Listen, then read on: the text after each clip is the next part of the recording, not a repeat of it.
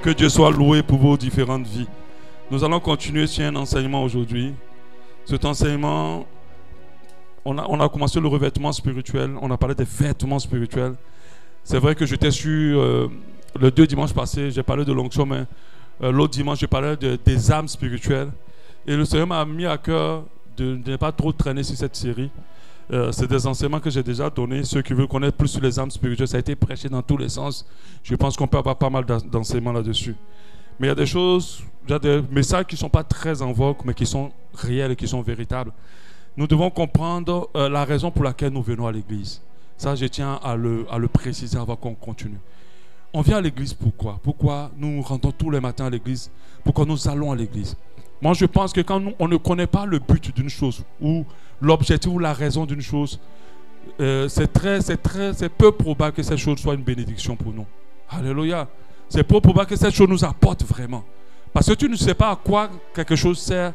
C'est très difficile de pouvoir bénéficier de ce que cette chose apporte. J'aimerais dire à quelqu'un, l'église, l'assemblée des chrétiens, c'est un endroit, une plateforme, on veut dire, de grâce et de bénédiction. Tu n'as pas dit amen.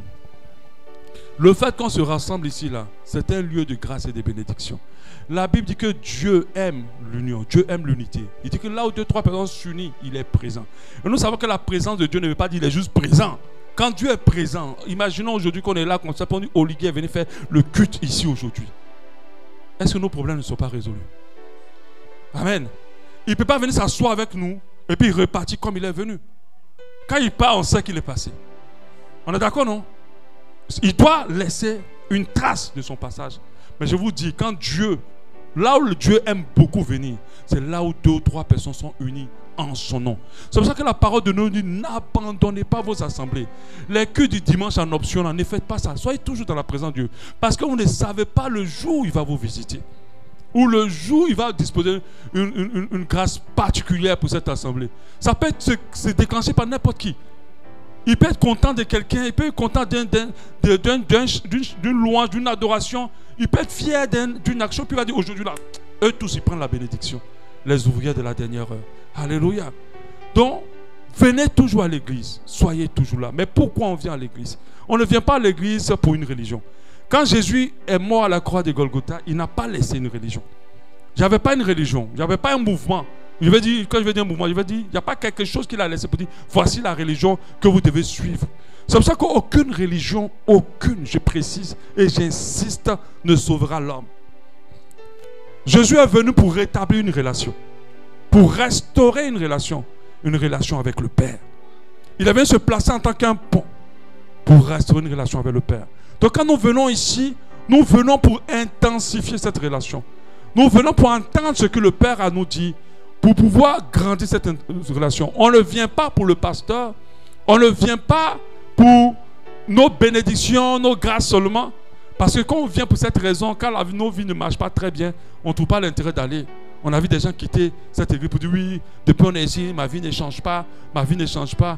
Le but pour lequel tu viens à l'église, c'est ce même but-là qui va t'enlever de l'église. Si tu viens chercher Dieu, tu resteras. Parce que Dieu se trouve ici. Alléluia. Mais si tu viens chercher autre chose, tu vas te décourager. On n'a pas d'autre chose à te présenter si ce n'est que Dieu.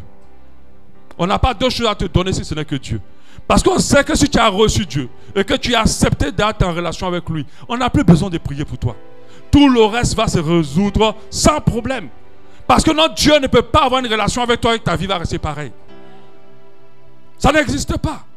Le Dieu que je prie, tu ne peux pas avoir une relation avec lui et tu auras la même vie. C'est impossible. On te dit demain tu es l'ami d'Oligui. Et puis ta vie est pareille. C'est qu'Oligui n'est pas le président. Or, je sais que mon Dieu est Dieu. Et je ne peux pas avoir une relation avec lui et avoir la même vie. Donc, quand tu es ici, là, tu vas remarquer que nous, ici, on contemple Dieu. On aime Dieu. On est là pour Dieu. Tous mes fils spirituels, vraiment, qui se sont accrochés à mon appel, ont appris à aimer Dieu. Et j'ai vu comment leurs vies ont changé. Alléluia. Mais si tu es venu chercher autre chose, à tes risques et périls. Parce qu'on peut te donner la chose, mais qu'est-ce pour que ça va subsister? Le monde aujourd'hui, on a aujourd'hui de mon Père. Rien n'est garanti. Mais notre garantie, notre assurance est dans la relation qu'on a avec Dieu. Alléluia.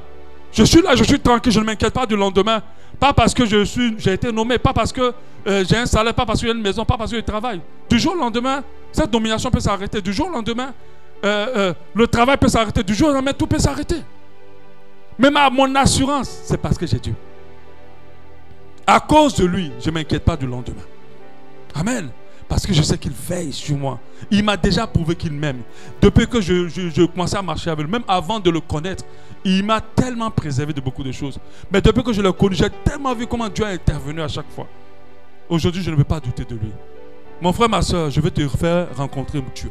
Donc, il faut tous les jours être là. Parce que vous ne savez pas quand il va nous visiter. Et l'autre raison pourquoi on vient à l'église, c'est la communion avec les frères et les sœurs. Mon frère, ma soeur, peut-être que tu n'as pas besoin d'être là, mais il y a quelqu'un que tu peux aider, que tu peux soutenir, pour qui tu peux prier. Il y a quelqu'un qui peut t'aider, qui peut te soutenir, pour qui, pour toi, il va prier. Plus on est ensemble, plus on est fort. Alléluia.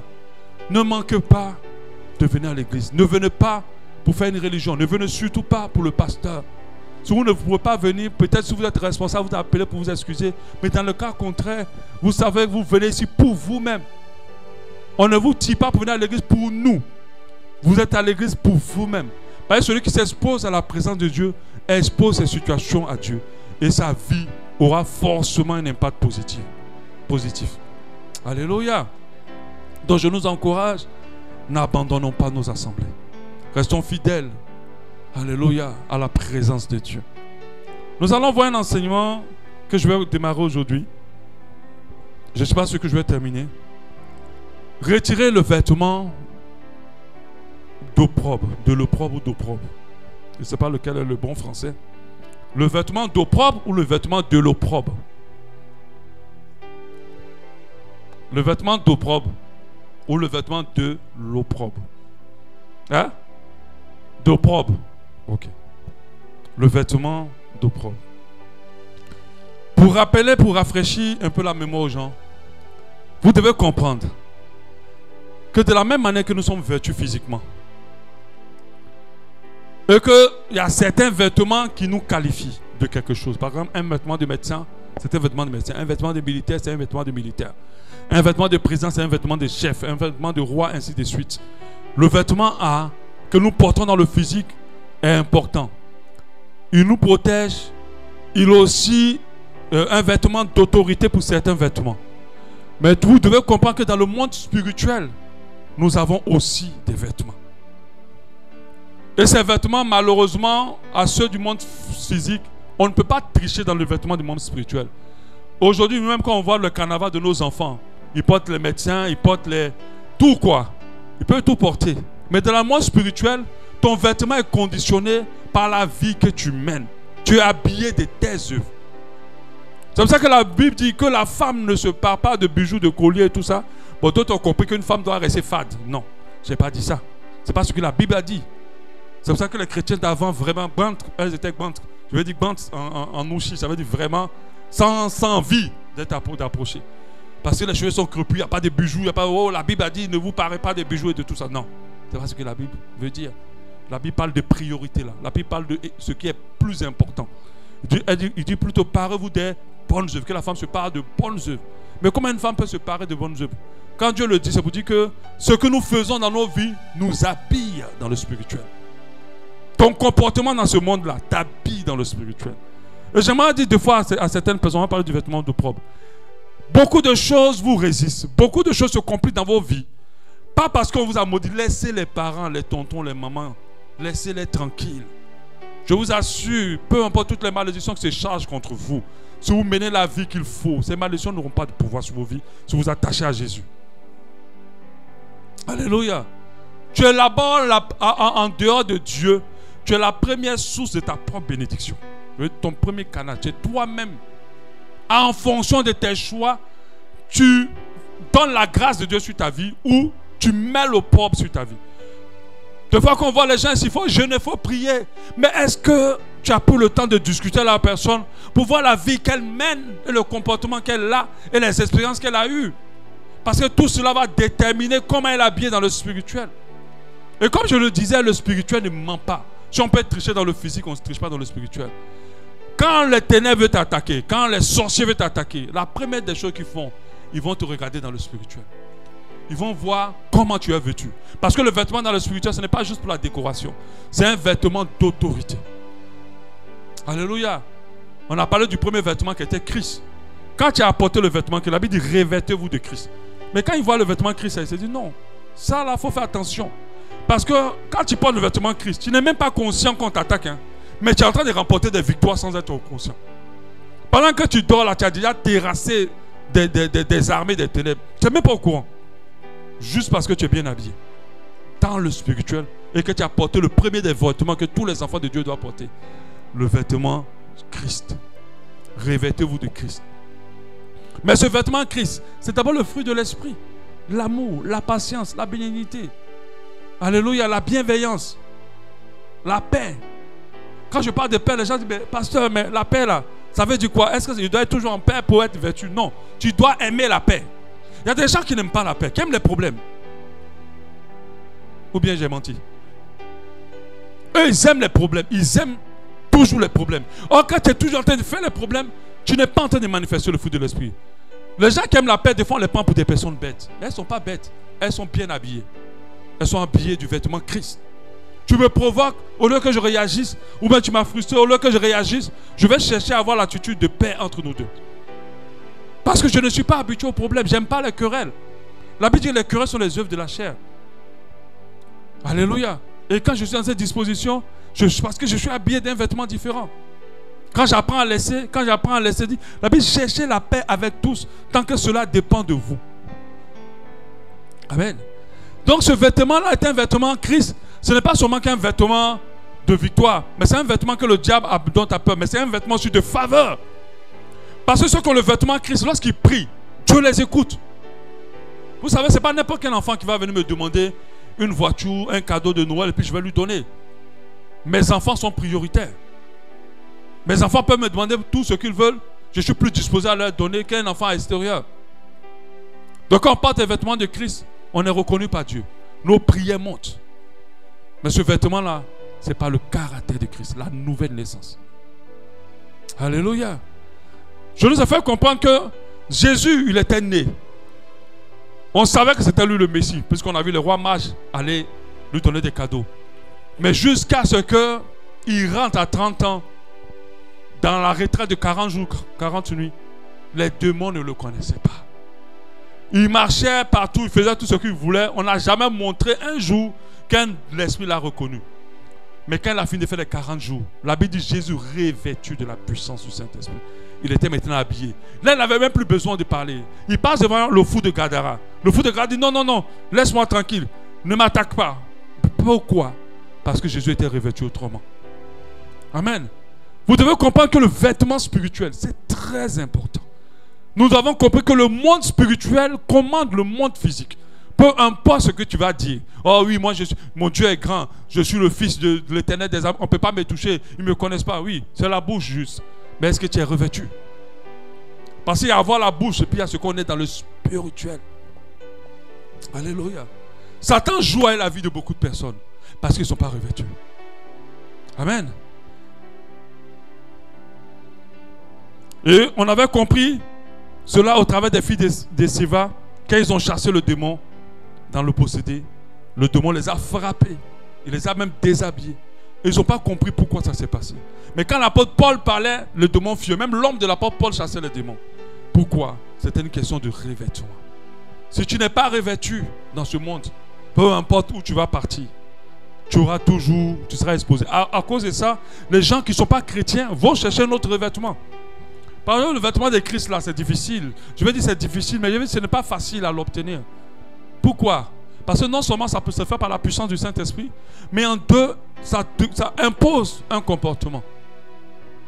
Les gens préfèrent tuer leur fils, leur femme, leur maman, leur papa.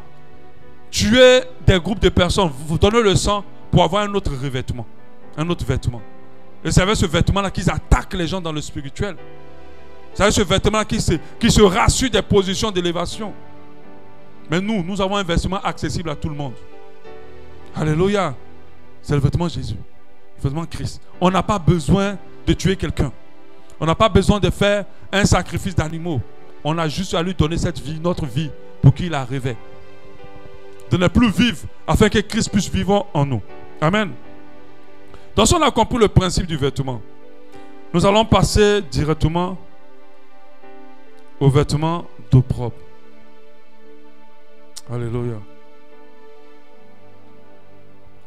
Donc comme je disais, de la même manière qu'il y a des habits dans le monde spirituel qui nous ouvrent des portes, il y a des habits qui combattent et qui attirent sur nous des problèmes au lieu d'attirer sur nous des faveurs. De la même manière, il y a des vêtements comme les armes de l'esprit, l'armure de l'esprit ou le vêtement Christ. Il y a aussi des habits que des gens portent, qui peuvent porter, qui vont fermer des portes et attirer sur eux des problèmes. Et des fois, les gens sont dans ce qu'on appelle des cycles. Des vies qui ne font que tourner dans les mêmes problèmes et ça ne change pas, ils n'arrivent pas à sortir de là. Même si on les change de pays, d'endroit, d'entreprise, on les change de lieu, le problème les trouve là-bas. En fait, le problème ne les a pas trouvés. C'est parce qu'ils portent le problème sur eux-mêmes. On appelle ça l'habit d'opprobre. On appelle ça l'habit d'opprobre. Quand quelqu'un est habillé d'un vêtement d'opprobre, ce vêtement-là le combat. Ce vêtement-là l'attaque. Et beaucoup de personnes sont habillées de ce vêtement-là. Si quelqu'un arrive vers vous avec des habits déchirés de fou et qui sent mauvais, est-ce que vous allez bien le recevoir? Non. Vous savez, il a les habits déchirés, il sent mauvais, il sent qu'il ne s'est pas lavé. Et puis, excusez-moi, monsieur, j'aimerais... La majorité d'entre nous dit, oh non, non, non, non, non, on va partir. C'est ce vêtement-là que beaucoup portent. Même quand ils sont bien habillés physiquement, mais ils ne comprennent pas. Ils sont rejetés de partout. Les portes leur sont fermées de partout. Ils ont comme l'impression que partout où les gens se lèvent contre eux, ils veulent les détruire. Pour certaines femmes, partout elles vont, les gens veulent coucher avec elles. Elles ne comprennent pas. Elle est intelligente, elle connaît. Mais partout elle veut travailler 2-3 minutes. La personne qui est sérieuse là commence à devenir un bandit. Elles vont dans une église, le pasteur veut coucher avec elle. Elles vont quelque part, le directeur veut coucher avec elle. Elles vont dans la maison de la grande soeur, le tonton, le beau-frère veut coucher avec elle. Et au lieu de les arranger, ça leur crée des problèmes. Parce que comme elles refusent, leur vie est dans les problèmes comme ça. Et il y a plusieurs manifestations d'opprobre. Pareil. Il y a d'autres, c'est sur le mariage. On fait tout avec toi, mais jamais on te marie. Il y a d'autres, c'est le travail. Tu es intelligent, tu es même parmi les meilleurs. Mais on choisit toujours les autres plus que toi. Alléluia. Et il y a comme ça, le propre fait beaucoup de problèmes dans des vies. Et c'est un vêtement qu'il faut retirer. On aura tendance à mal recevoir ces personnes-là. Des fois même à ne pas les écouter. Parce qu'ils ne sont pas d'apparence bien. Ou à se méfier d'eux. Quel type d'habits ils ont porté? On appelle ça l'habit d'opprobre, le vêtement d'opprobre. Et malheureusement, beaucoup le portent. Il y a certains même, ça finit par se manifester physiquement. Ils ont une odeur qu'ils n'arrivent pas à dégager d'eux. Physiquement. Quand ça arrive à une dimension, tu ne sais pas ce que tu as fait aux gens, mais personne ne veut être disposé à t'aider. On appelle ça le vêtement d'opprobre. Amen. Amen. Même sur le monde physique, si dans le monde physique tu es riche, tu mets des grands parfums, tu t'habilles bien comme je l'ai dit. Dans le monde spirituel, tu peux porter un vêtement d'opprobre. Donc faites très attention. Ne voyez pas les gens parce qu'ils sont dans les grandes voitures, ils n'ont pas de vêtements d'opprobre. Ils en ont. Certains en ont. Voilà. Le monde spirituel, si tu peux porter le vêtement d'opprobre et il va te rejeter. Les gens ne vont pas te comprendre. Quand tu déposes ton CV, tu veux travailler, les gens te regardent bizarrement et les gens te trouvent bizarre. Ils n'ont pas envie de t'embaucher pendant que tu as beaucoup à donner. Tu peux avoir dans le monde spirituel un habit élevé de dignité, un bon habit d'autorité, mais quand Satan voit cela, il va essayer de déchirer ton vêtement. Alléluia. Comme il avait fait pour le cas de Joseph. Vous savez que Joseph était déjà revêtu d'un vêtement de gloire. C'était depuis l'enfance. Mais Satan a voulu déchirer ce vêtement. Qu'est-ce qu'il a fait? Quand il est arrivé chez Potiphar, qu'est-ce qu'il a fait? Il a suscité la femme de Potiphar pour vouloir coucher avec lui, avec Joseph. Vous vous rappelez? Mais combien de personnes sont tombées dans ça? Et c'est là qu'ils ont revêtu le vêtement d'opprobre. Je vous assure, il y a des actes qu'on pose pour lesquels on peut se relever.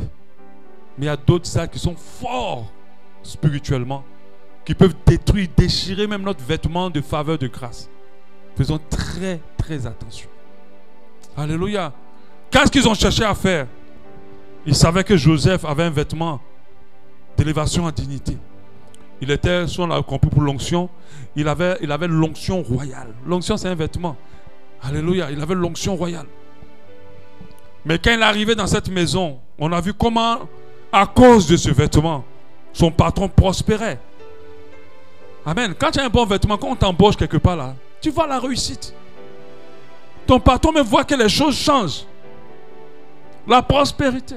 Il profite. Il y a des fois même des gens dans le spirituel qui voient ce vêtement, qui savent que celui-là, si je le prends, si je le maintiens, il va faire prospérer ma chose. Ils t'utilisent comme un fétiche. Et des fois, il faut le comprendre. Parce qu'en t'utilisant aussi, ils veulent retirer ce vêtement.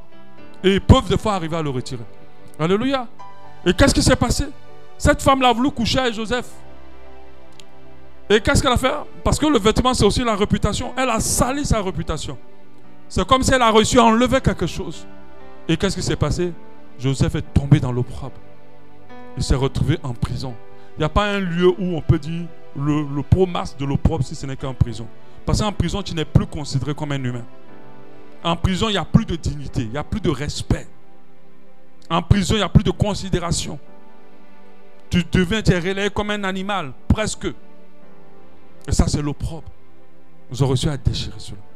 Maintenant, notre Dieu qui aime Joseph l'a pris, a déchiré ce vêtement qu'on lui avait donné.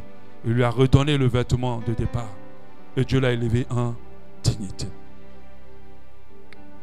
Amen. On peut te mettre un vêtement d'opprobre par l'accusation. Oui. Une mauvaise accusation qui tombe sur toi peut te fermer des portes. Et c'est ce qui s'est passé avec Joseph. Amen. Amen.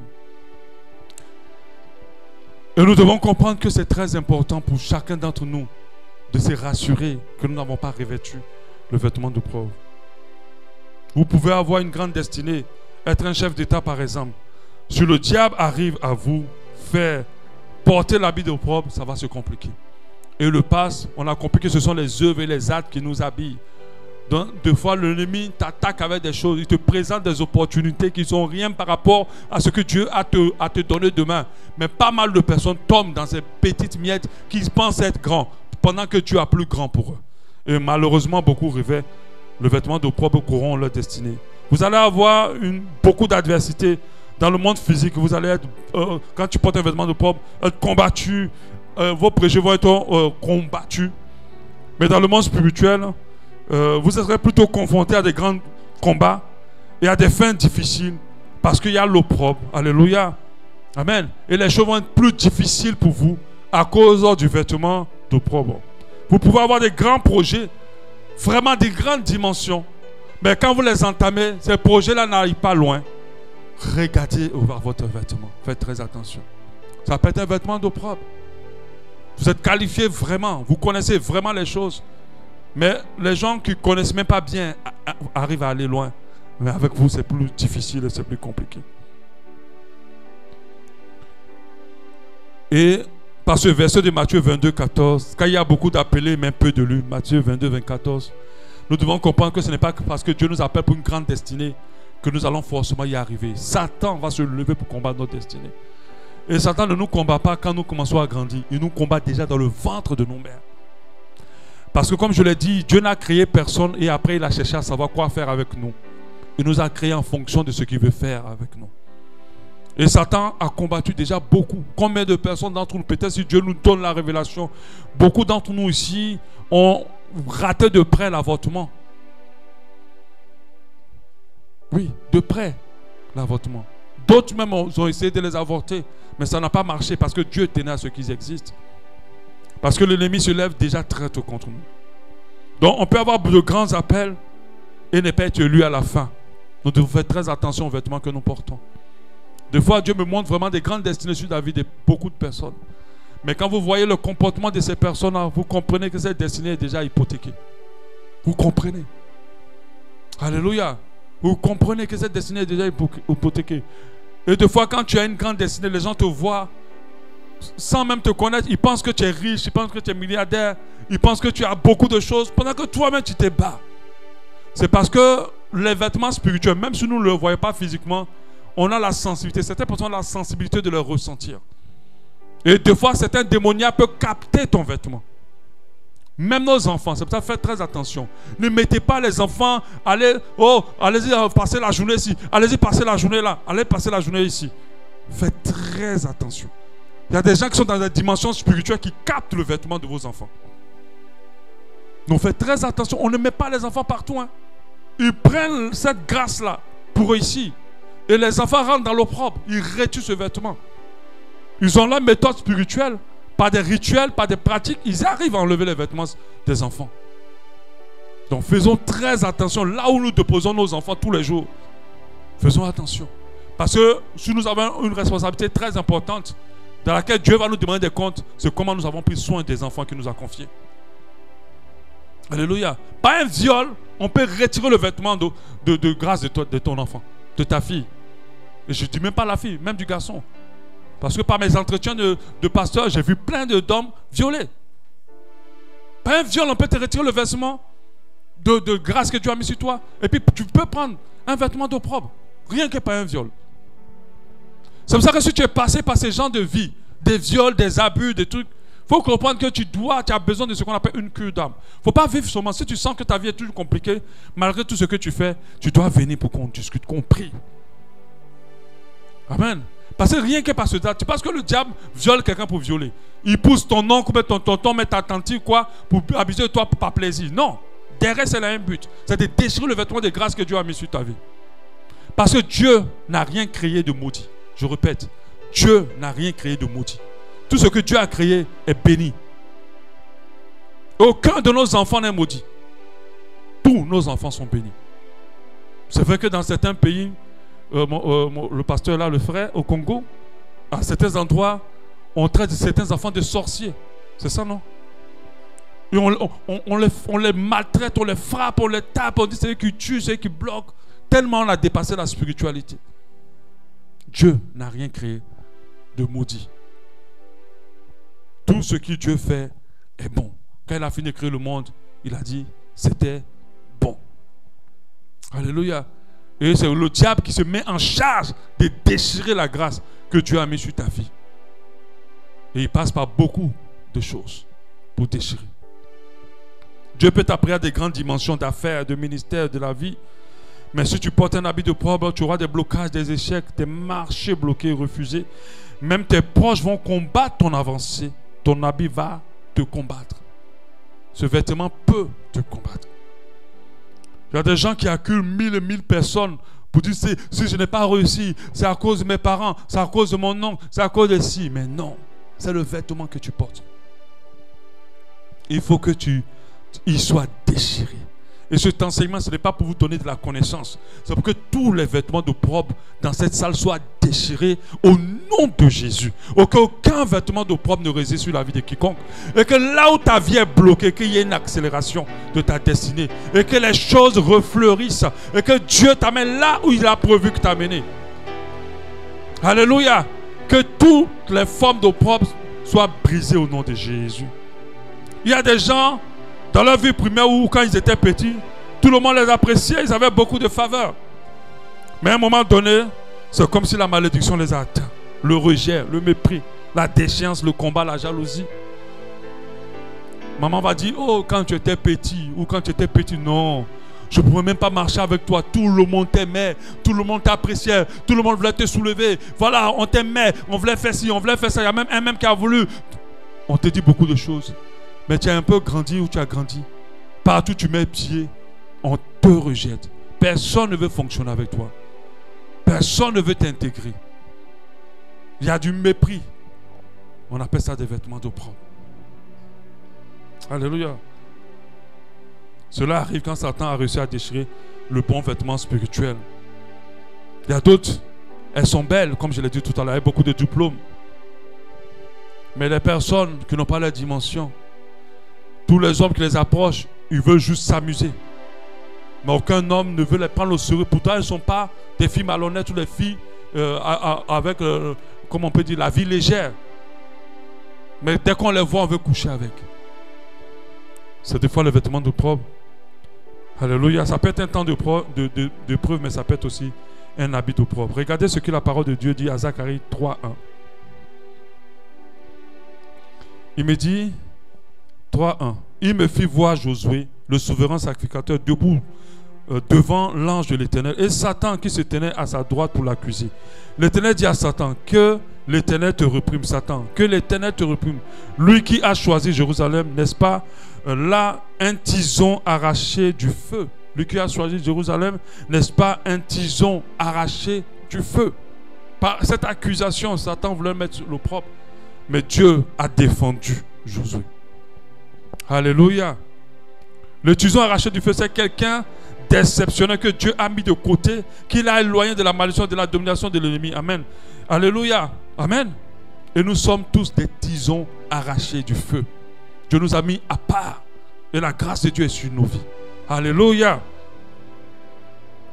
Ça, c'est une chose. Dans chaque famille de Dieu, Dieu se réserve une personne pour aider toute la famille à sortir de la domination de Satan. Peut-être c'est toi. Amen. De la même manière qu'il se réservait un premier-né dans toutes les familles du peuple d'Israël. Alléluia. Il a réservé quelqu'un dans ta famille pour vous conduire à lui, à la délivrance, à sa bénédiction. Et cette personne, c'est certainement toi, ça peut être toi. Alléluia. C'est en cela que Dieu a choisi Joseph. Amen. C'est en cela qu'il a choisi Joseph. Au début, Satan pensait que c'était Ruben. Mais c'était Joseph que Dieu avait choisi. Il avait choisi une personne pour les sauver. Amen. Nous sommes un tison arraché au feu. Dieu veut s'appuyer sur toi pour bénir ta famille. Amen. Parce que tu as été mis à côté pour bénir et amener ta famille à la connaissance de Jésus. Alléluia. Et si tu t'observes bien ta vie, tu vas te rendre compte qu'il t'a choisi. Alléluia. Mais sache que le vêtement qui t'a mis à part, Satan va vouloir le transformer en vêtement d'opprobre. Amen.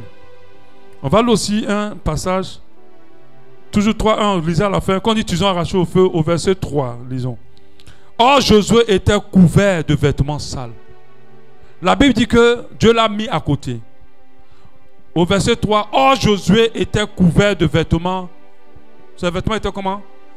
Quand c'est sale, c'est l'opprobre. On est d'accord? Et il se tenait debout devant l'ange. Regardez ce que Dieu dit. L'ange, en prenant la parole, dit à ceux qui étaient devant lui. Il leur a dit quoi, pour ceux qui ont la Bible? Ôtez-lui les vêtements sales. Puis, il dit à Josué,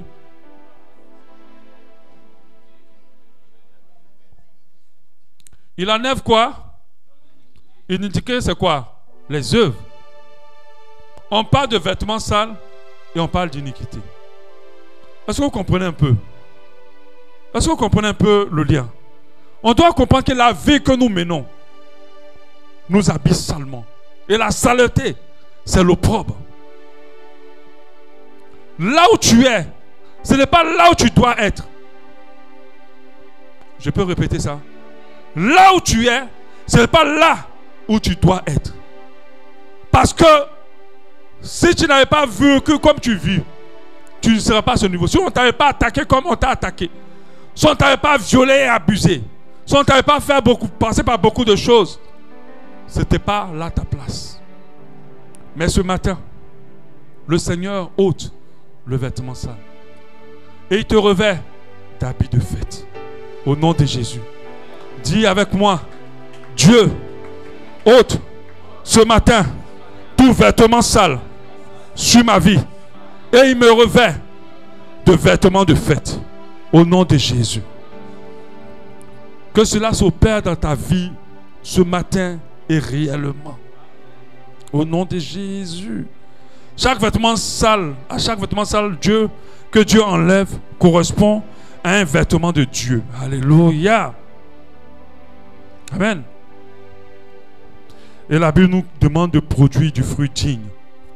En Luc 3, 8, produisez donc du fruit digne de la repentance.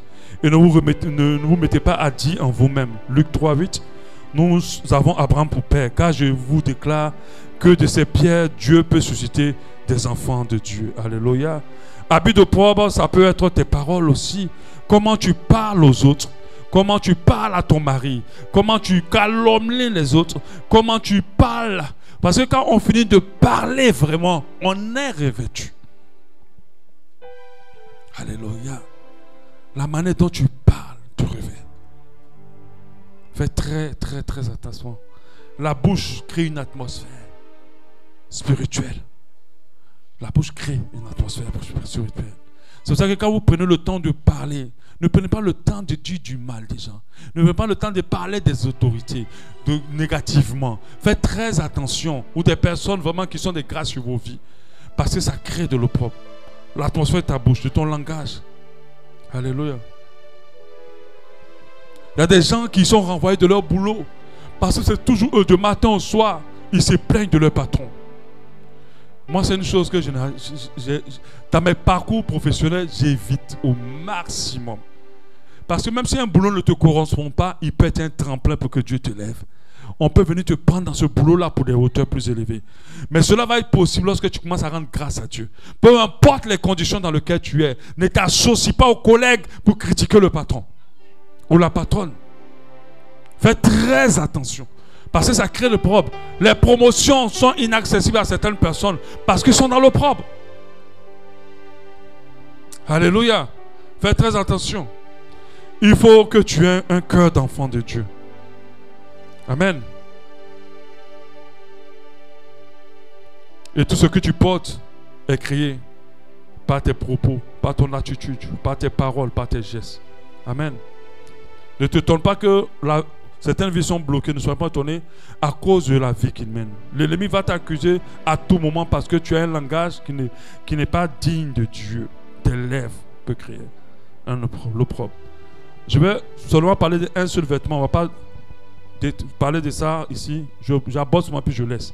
Le premier vêtement, on appelle le vêtement de deuil. C'est une forme de vêtement d'opprobre. C'est un vêtement de deuil. Ce n'est pas un vêtement parce qu'on a perdu quelqu'un. Ce n'est pas le cas. Mais ça peut être le cas si nous restons dans le deuil. Mais ce n'est pas beaucoup plus ça. C'est un vêtement qui quand quelqu'un le porte, tout meurt dans sa vie. Rien ne reste vivant longtemps. C'est un vêtement, partout où tu vas, les choses meurent. Ça meurt. Et malheureusement, d'autres même pendant qu'ils sont à l'église, portent encore le vêtement de deuil. Parce que quand on parle de deuil, on parle de la mort. On parle du fait qu'il n'y a pas la vie là. Faisons très attention. Alléluia. Venons dimanche prochain, on va parler de deux vêtements. Le vêtement de deuil et puis il y a le vêtement de la nudité spirituelle, voilà, qui est un vêtement d'opprobre. Parce qu'il n'y a pas plus grand opprobre que d'être nu. Quand vous voyez le fou, ce qui les caractérise, comment la condition dans laquelle le diable les envoie, c'est saleté, habits déchirés, mais surtout nudité. C'est le niveau élevé de l'opprobre. Et si Satan arrive à leur faire ça physiquement, il fait ça à certaines personnes spirituellement. Sales, ils sentent mauvais, ils sont sales, ils sont nus dans le spirituel. Et quand on parle de nudité dans le spirituel, ça veut dire que tu n'es pas protégé. Toute chose peut t'attaquer et t'atteindre. Je vais parler de ces deux vêtements dimanche prochain. Ce que tu dois retenir ce matin, c'est que la grâce et la faveur que sur ta vie, qui est un bon vêtement, à cause peut-être du vêtement de Christ, à cause peut-être du comportement de la vie que tu as. Parce que quand quelqu'un a une vie de loyauté, une vie de bonté, une vie de bienveillance, c'est quelqu'un qui est bien habillé. Qui a les bonnes œuvres, qui vit bien, qui ne fait pas le mal aux autres, qui ne cherche pas à casser le sucre sur le dos des autres, qui ne sait pas trahir, qui ne sait pas faire des mauvaises choses. C'est quelqu'un qui est bien habillé. On est bien habillé aussi parce que Dieu nous a habillés déjà, enfants, parce qu'il nous a mis des grâces. Mais sachez que ce vêtement-là, Satan cherche tous les jours à les déchirer. Tous les jours. Il va faire passer beaucoup par plusieurs choses. Il va pousser beaucoup à énormément de choses. Et son objectif, ce n'est pas juste pour faire pécher les gens ou juste pour faire souffrir les gens. Il a un objectif. Je déchire son vêtement et je peux mieux l'attaquer et détruire sa vie. Mais au nom de Jésus, parce que tu écoutes cet enseignement, non seulement si tu portes encore ton vêtement de grâce, il ne sera pas déchiré. Au nom de Jésus. Et si tu portes un vêtement d'opprobre, je le déchire au nom de Jésus. Et que la grâce de Dieu soit restaurée sur ta vie. Et que toute chose qui t'a échappé reprenne vie et soit repositionnée au nom de Jésus. Et que les grâces qui sont au-dessus de ta tête, qui ne descendent pas dans ta vie, descendent maintenant dans le nom de Jésus-Christ de Nazareth. Et que tout ce que tu touches reçoive maintenant la prospérité et la multiplication. Parce que le vêtement d'opprobre est déchiré. Parce que Dieu est en train de faire un nouveau départ dans ta vie. Dans le nom de Jésus-Christ de Nazareth. Nous bénissons le Seigneur. Alléluia.